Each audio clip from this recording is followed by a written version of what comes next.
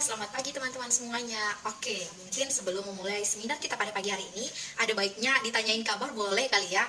Oke, mungkin langsung saja, bagaimana nih kabar dari teman-teman semuanya? Baik ya, oke, benar juga ya. Kalau misalnya tidak dalam keadaan baik-baik saja, mungkin tidak bisa menghadiri seminar kita pada pagi hari ini ya teman-teman ya. Oke, syukur saja teman-teman semua dalam keadaan baik dan juga sehat ya teman-teman. Baik, mungkin langsung saja sebelum memulainya ya. Kembali sebelum memulainya, tak kenal maka tak sayang. Jadi kenalan dulu boleh kali ya. Jadi kenalin teman-teman semua, aku Mika Elina Simanjuntak. Hari ini berkesempatan untuk sebagai pemateri pada seminar kita pagi hari ini. Sudahkah teman-teman tahu nih bahwa faktanya tidur yang disarankan untuk orang-orang yang berusia 18 tahun ke atas nih itu setidaknya minimal 7 jam per malam ya teman-teman. Nah tetapi sangat amat disayangkan nih ya, sayangnya nih itu menurut United Health Foundation setidaknya 35,5% orang dengan usia 18 tahun ke atas itu masih sulit memenuhi kualitas tidur mereka 7 jam per malamnya. Sangat amat disayangkan ya. Nah, ternyata pola tidur yang tidak teratur itu akan mempengaruhi tingkat dari kesehatan seorang manusia itu, teman-teman. Itulah yang akan kita bahas pada seminar kita kali ini. Gimana? Menarik kan pembahasan kita kali ini? Oke, mungkin langsung saja ya. Ketika berbicara tentang pola tidur yang tidak teratur itu merupakan keadaan maupun kondisi di mana kita bangun dan juga tidurnya itu dalam kondisi yang bervariasi, acak dan juga berantakan dalam periode 24 jam. Teman-teman.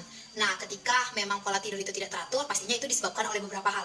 Nah, salah satu penyebab yang memang kerap kali yang muncul menjadi penyebab kenapa pola tidur itu tidak teratur. Yang pertama yaitu adalah ketika kita dengan sukarela memberikan jam tidur kita itu tuh untuk hal-hal yang kita senangi. Contohnya ketika kita begadang untuk hanya bermain sosmed, itu untuk hanya nonton film atau mungkin bermain game. Nah, itu kita merelakan jam tidur kita berkurang dengan begadang. Terus selanjutnya itu adalah dengan adanya berbagai kepentingan yang harus diselesaikan sebelum kita memang harus tidur.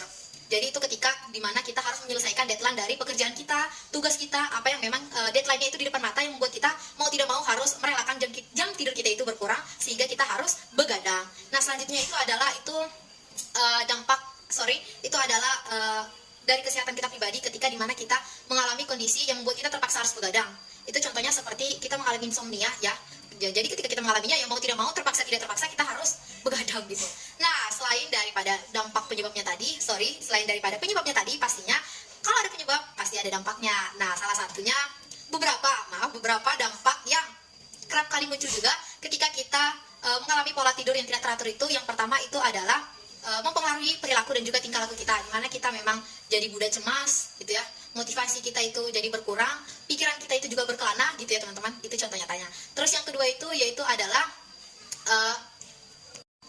itu adalah kita mengalami kinerja kita yang buruk ketika kita menjalani aktivitas kita sehari-hari, dimana kita jadi mudah lelah, mudah capek ya. Jadi kita ketika kita pada dasarnya akan melakukan suatu kegiatan kita sehari-hari dan kita kebablasan tidur karena mengantuk ya, tidak cukup dari tidur kita yang tadi yang seharusnya minimal 7 jam itu membuat ya berbagai aktivitas kita itu pastinya terhambat gitu. Itu salah satu dampaknya.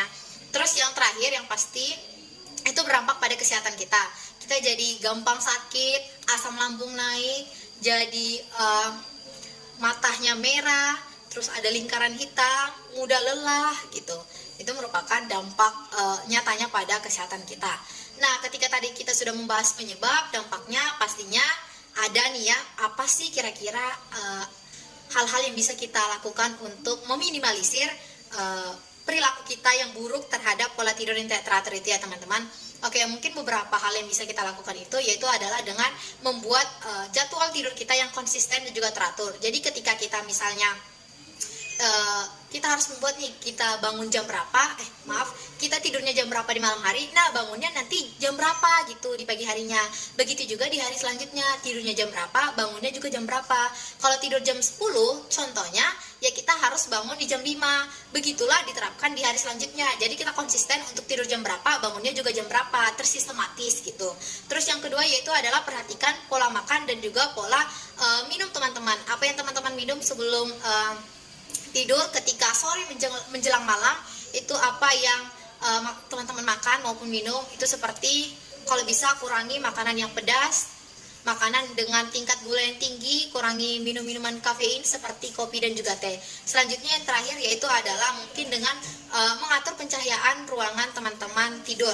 Itu dengan, kalau bisa ada baiknya ya teman-teman, itu menurut penelitian juga, ada baiknya memang ketika kita tidur itu kualitas pencahayaannya itu memang ada baiknya diminimalisir ya teman-teman, karena biasanya hormon ketika kita tidur itu dan ketika lampunya itu memang mati atau diminimalisirkan, itu hormon kita akan jauh lebih baik lagi ketika kita bangun di pagi harinya.